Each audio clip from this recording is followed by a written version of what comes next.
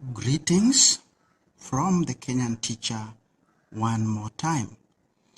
We continue with the series in which we look at the second part of 2021 KCSE Chemistry Paper 1. We look at Form 3 and Form 4 work as tested that year. Form 3 and 4 work is the ultimate key to that grade A in chemistry. Welcome. We begin this second part by looking at question number 14. Question number 14 tested the topic enthalpy changes in physical and chemical processes, what is commonly called thermochemistry. So question 14 read that the molar enthalpy of solution for potassium sulfate, whose formula is K2SO4, is positive 23.8 kilojoules.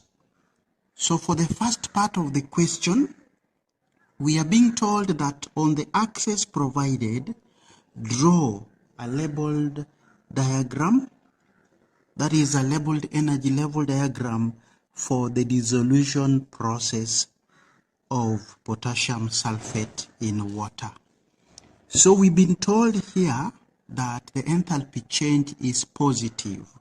For that matter, we shall begin down here with our solid.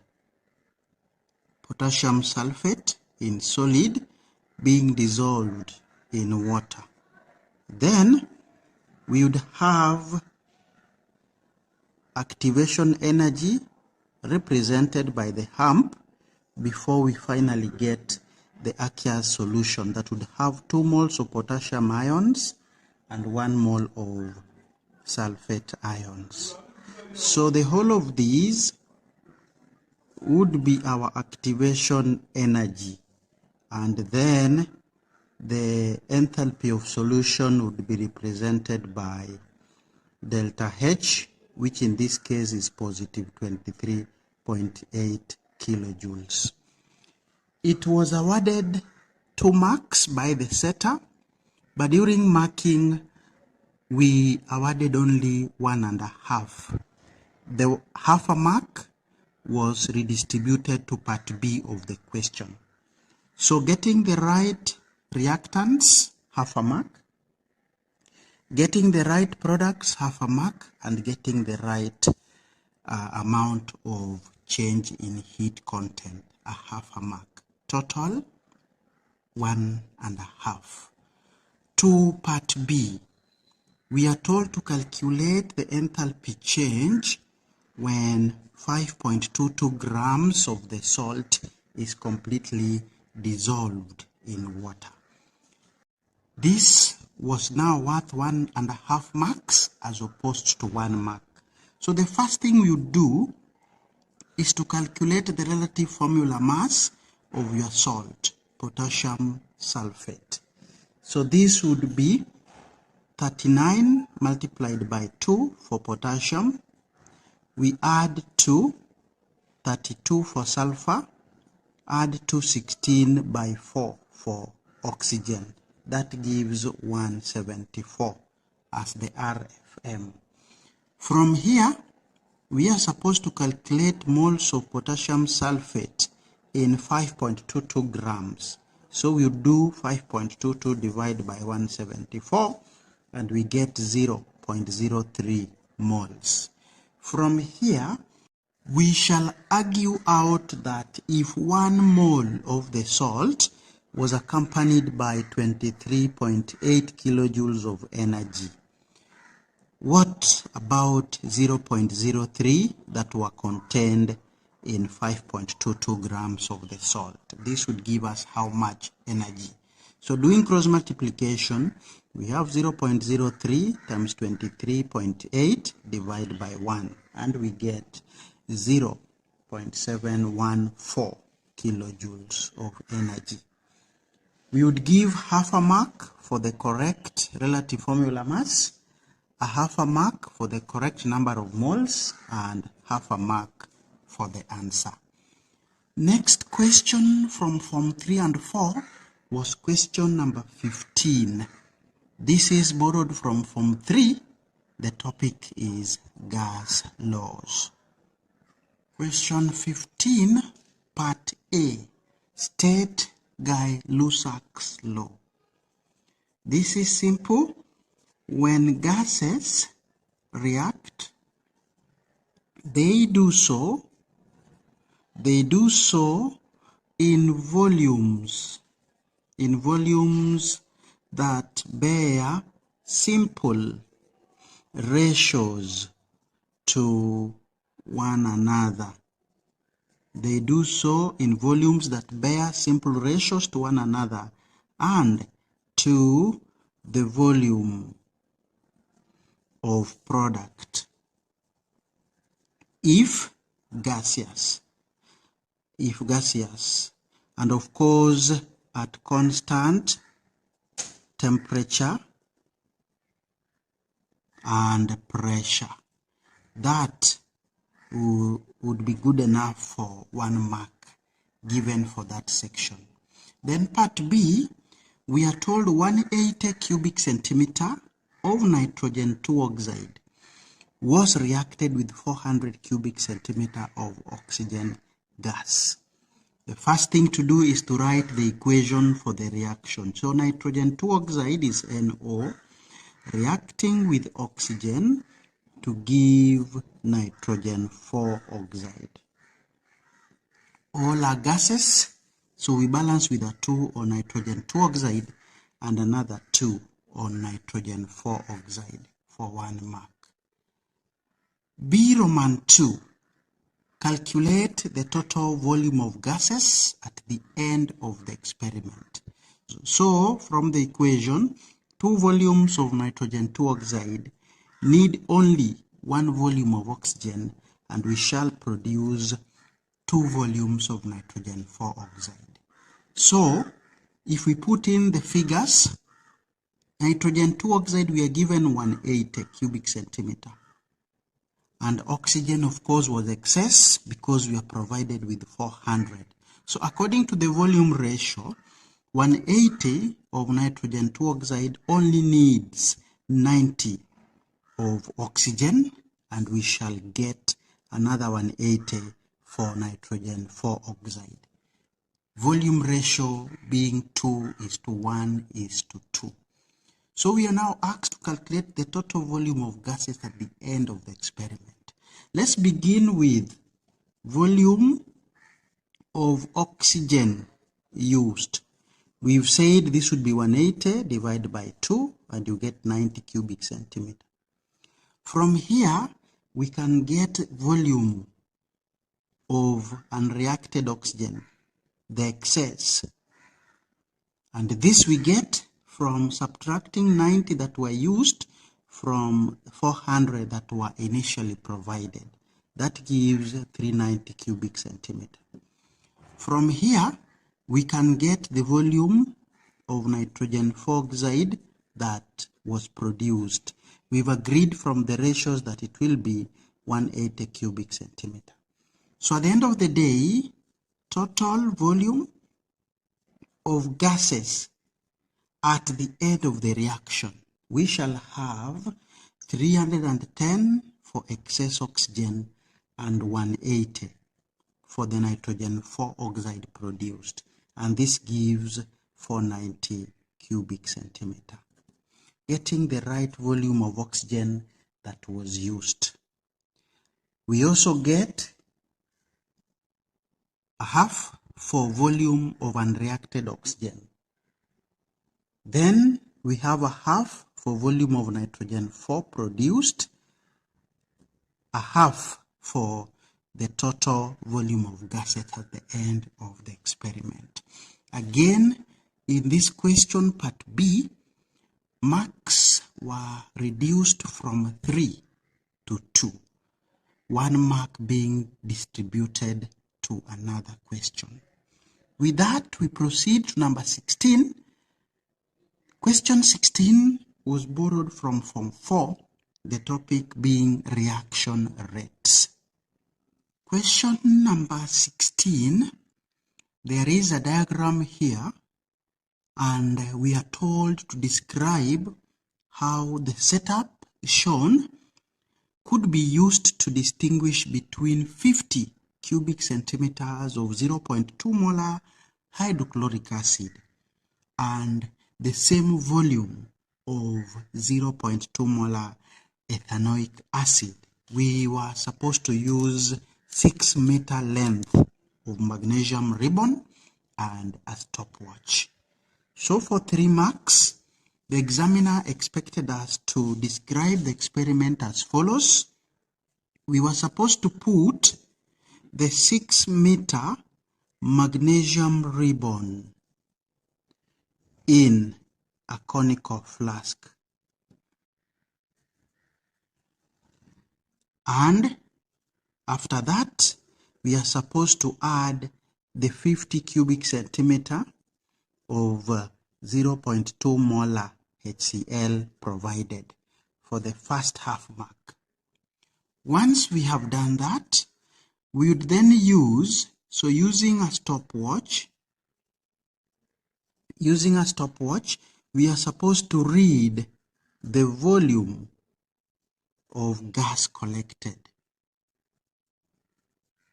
This we do at a time interval that we shall choose ourselves. For example, we can decide to do it after 15 seconds. This for the next 1 whole mark. After that, we are supposed to repeat the experiment. This time using the 50 cubic centimeter of the 0.2 molar ethanoic acid. So we shall use the same stopwatch to measure the volume of gas collected again at the same time interval. Then the candidate was supposed to give us the conclusion at the end of the experiment. The conclusion is more or higher volume of gas will be collected when hydrochloric acid is used than when ethanoic acid is used. During the same time interval. So that would be the conclusion, and with that we shall have differentiated between 0.2 molar hydrochloric acid and the same volume of 0.2 molar ethanoic acid. 3 marks for that. We proceed to question number 17. Question 17 came from a topic in Form 3 called sulfur and its compounds. But the question demanded also a bit of information, or a bit of knowledge from Form 1 on acids, bases, and indicators. Number 17. Describe how dilute nitric 5 acid and blue litmus papers can be used to distinguish between solid samples of sodium carbonate and sodium sulfite. So when you react the first solid with nitric 5 acid, you get carbon 4 oxide. When you react the second solid with dilute nitric 5 acid, you get sulfur 4 oxide. So this question rather tested us on how to use blue litmus papers to differentiate between sulfur 4 oxide and carbon 4 oxide. Expected response would go like two different test tubes containing containing the solid samples, we would add the dilute nitric 5 acid given for the first half mark. From there, we would place wet blue litmus. We would place wet blue litmus papers at the mouth of each test tube. When we do this, both test tubes, or rather both wet blue litmus papers in the two test tubes, would turn red.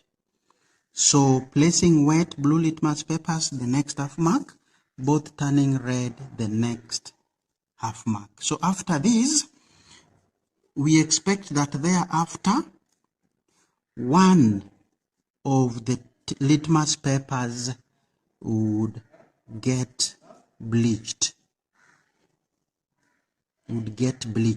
For the next half mark. And then we conclude that the sample that produces bleaching on the litmus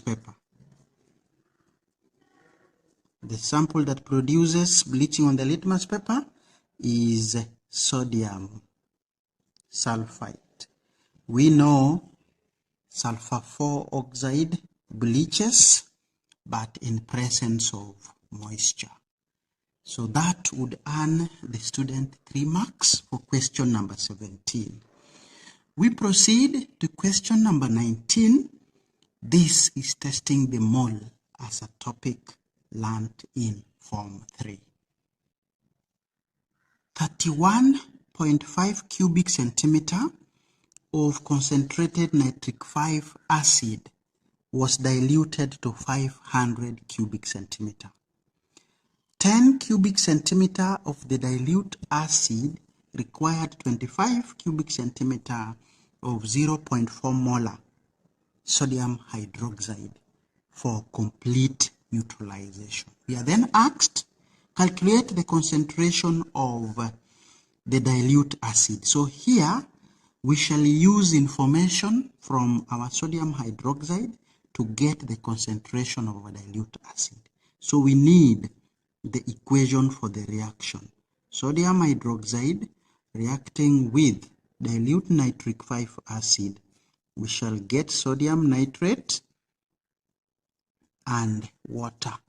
And of course, from the balanced equation, mole ratio is 1:1. So let's get moles of sodium hydroxide that were used.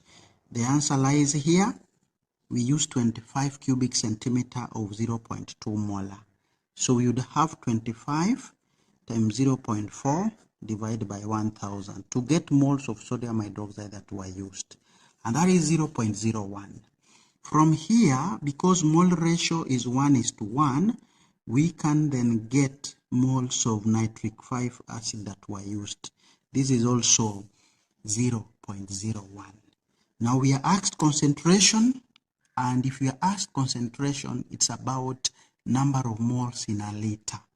So these moles obtained here were present in only 10 cubic centimeter of the dilute acid. So to get concentration, we would argue out that if 10 cubic centimeters contain 0.01 moles, how about 1 liter of solution? How many moles shall we have there? So doing cross multiplication, I have 1000 times 0.01 divided by 10, and I get a 1 molar solution. For 1 mark, getting moles of dilute nitric acid a half, and getting the 1 molar solution another half, total 1 mark. To part A, section 2. Now concentration of the concentrated acid. And here we shall use the relation for dilution. Concentration of the concentrated acid multiplied by its volume should give the concentration of the dilute acid multiplied by its volume. So concentration of the concentrated acid, we don't know. It should be C1. Its volume, we've been told from the question, was 31.5 cubic centimeter. So if you do the multiplication, we should get concentration of the dilute acid. We've just got to be 1 molar multiplied by its volume. It was diluted to 500 cubic centimeter. So from here, my C1 would be 1 times 500 divided by 31.5, and we get 15.9 molar solution. Half for the relation, half for the answer. Part B. State the correct method for diluting the concentrated nitric 5 acid. Simple. We normally add acid to water, not the reverse, for 1 mark. Now to question number 20, borrowed from Form 4. The topic is radioactivity. Figure 5 shows a radioactive decay series. So we have that graph with mass number on the y-axis, atomic numbers on the left. So we are moving from X to Y to Z, then finally K. So the only thing that a student needed to know here is that alpha radiation is represented as helium atom, which means mass number of the nuclide decrease by 4 and atomic number also decreases by 2. For the beta is represented as an electron. So mass number will not change, but atomic number would increase by 1. So moving from X to Y, we can see mass number has not changed. It remains 213 here. But atomic number has increased from, here we are, 83 to 84. So this means that between X and Y, or for us to obtain Y from X, the nuclide has undergone beta decay. Now, for Y to Z, Y mass number has decreased from 213 to 209, and atomic number has decreased from 84 to 82. So this is alpha decay. And finally, from Z to K, mass number you can see has maintained, but atomic number has increased from 82 to 83. This is another beta. So for us to move from nuclide X to nuclide K, we undergo 2 beta, and 1 alpha. So now we were asked for 1 mark to write a nuclear equation for the formation of K from X. So X, mass number 213, atomic number 83. It gives us K, mass number 209, atomic number 83. This is accompanied by 2 beta and 1 alpha. So this is how we would write the nuclear equation. To part B, where we are asked about half-life. Half-life of nuclide X is 47 minutes. Determine the percentage of the nuclide X that remains after 188 minutes. To get the answer here, we need to start by finding the number of half-lives.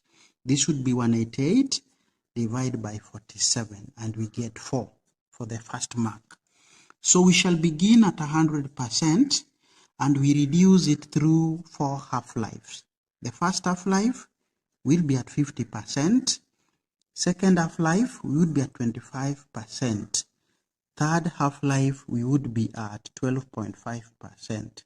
And finally, after fourth half-life, we would be at 6.25%. That would be the answer for the next mark. Question number 21 was borrowed from Form 4. This is extraction of aluminium metal, and we also had some calculations from Faraday's law in the topic electrochemistry, also learned in Form 4. So question 21. Aluminium is extracted from aluminium oxide by electrolysis. Other than cost of electricity, give another reason why this method is expensive. Now, this method is expensive because the graphite anode has to be replaced periodically, and the price of doing so is not cheap for 1 mark. Then calculate the mass of aluminium obtained when a current of 20 amperes is used for 5 hours. The first thing we need to know is to write the equation for deposition of aluminium.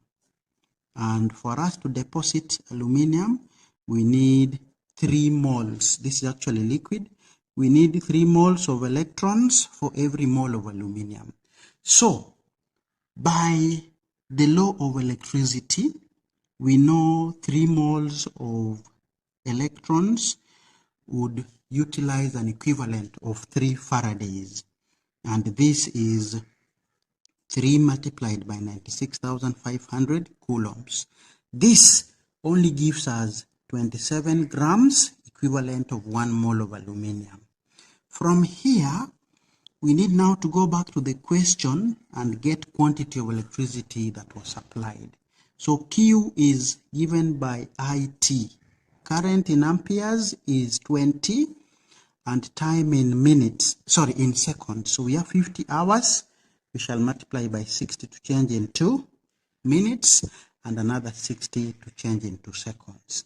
That gives 360,000 coulombs.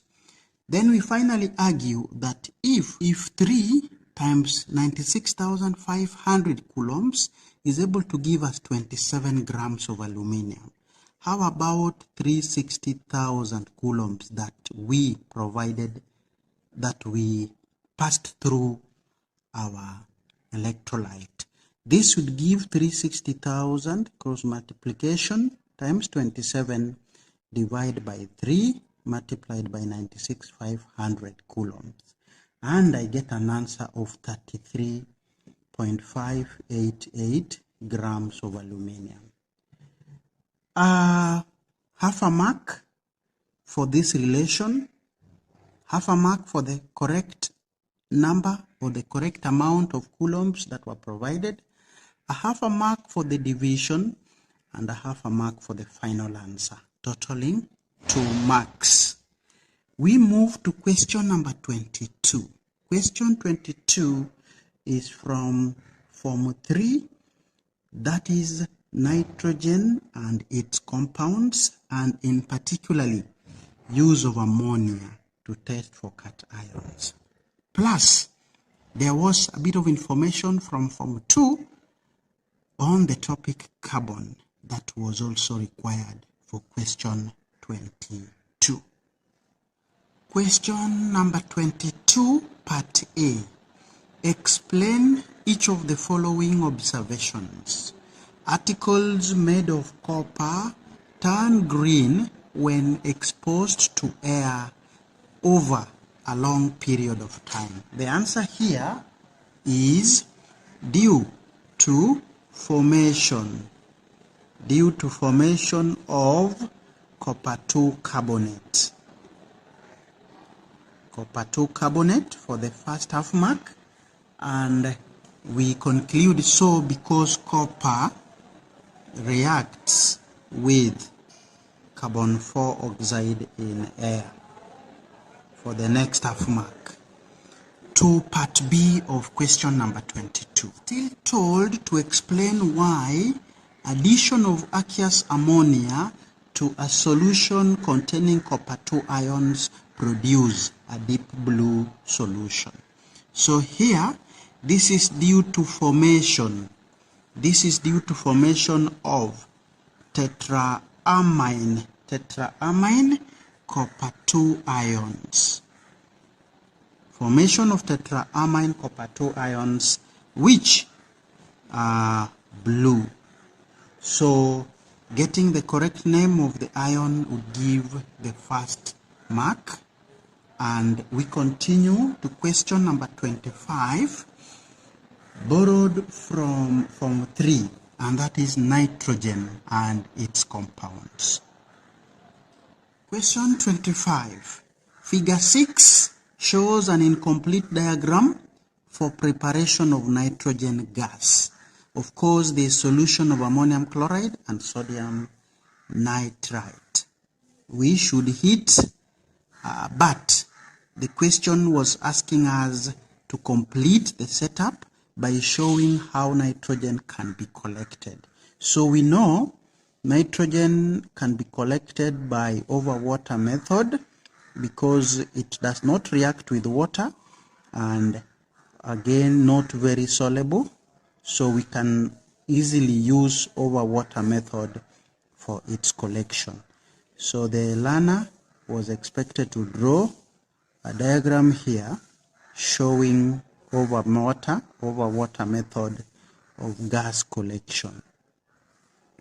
We are not asked to make it dry, so there was no need of drying the gas as well. So this is water and this would be your nitrogen gas. Of course, presence of heat was not necessary, so it's 2 marks. We would give first mark for correct choice of apparatus, and second mark would come from workability. How workable is your diagram? Is your diagram able to collect nitrogen? Those are the questions that we ask when awarding for workability. Part B. The nitrogen prepared using this setup is purer than that obtained from air. Give a reason. So, the nitrogen obtained using this setup has no noble gases. So we can say it has no noble gases. The one in air or the one obtained from air, it's almost impossible to remove noble gases. And when we use chemicals like what we have done, then noble gases will not be present, making your sample purer. So it has no noble gases for 1 mark, maximum for that section. We proceed to question number 26. Question 26 is from Form 4, topic being energy changes. Question 26, hydrazine. The examiner was friendly enough to give the formula of hydrazine in open form. So it's used as fuel in rockets. Using bond energies in table 2, calculate the enthalpy change for combustion of hydrazine. Again, the equation was written. So we will start with bond breaking. Remember, bond breaking is an endothermic process. So for hydrazine N2H4, I need to break 4 NH bonds. 1, 2, 3, 4. So if you look at NH, each one is 388 kilojoules.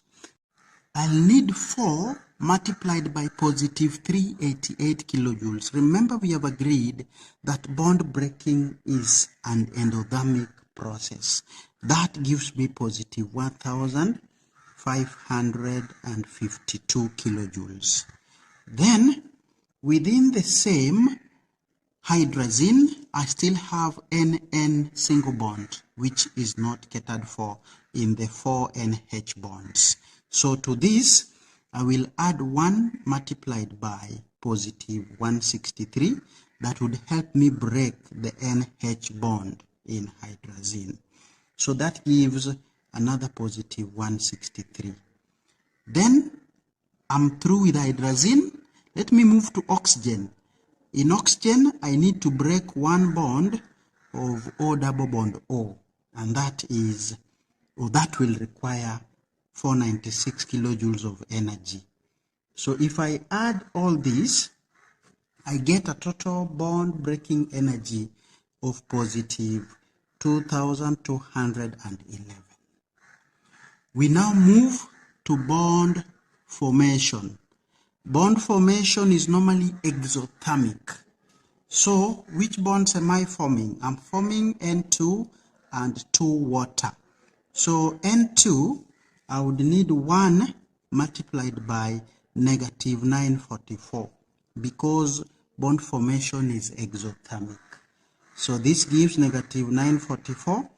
And then for water, I'm having 2 OH bonds for every mole, and I'm forming 2 moles of water. So in total, I will have 4 of the OH bonds. So I'll do 4 multiplied by 463. That gives 1852. So if I add all the bond formation energies, I get negative 2796. From here, I need now to find the enthalpy change. And the enthalpy change is given by bond breaking energy added to bond formation energy. So this would be positive 2211 minus 2796, and I get negative 585 kilojoules per mole for my answer. Getting the total bond breaking energy 1 mark, total bond formation energy 1 mark, and the final change, final enthalpy change 1 mark. Total 3 marks. The last question for the year 2021 KCSE paper 1 from Form 3 and 4 was question number 27, testing electrochemistry from Form 4 work. In question 27 part A, we are told the table below gives standard reduction potentials of some group 7 elements.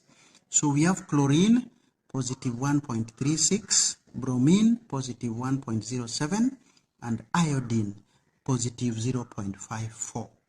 State and explain the reactions that take place when bromine is added to a sample of seawater containing chloride and iodide ions.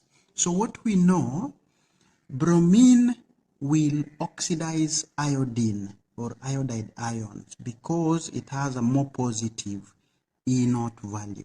But for chloride, there will be no reaction because chlorine has a higher E0 value. So the candidate was expected to answer this question that bromine will oxidize iodide ions to iodine since it has more positive E0 value for the first mark. Then when it comes to chlorine, we will argue out that bromine will not displace chlorine or chloride ions since E0 for chlorine is more positive for the next mark. Finally, we were asked to give a reason why potassium iodide is added to table salt. This is more biological, but it has come in chemistry. So let's answer. It is a source of iodine. Now, why do we need iodine in the body? Iodine is needed to regulate functioning of the thyroid gland for 1 mark. With that, we've come to the end of our second series, where we have now finalized Form 3 and 4 work as tested in the year 2021 Chemistry Paper 1. Thank you for your company, and keep it the Kenyan Teacher for more insightful reviews.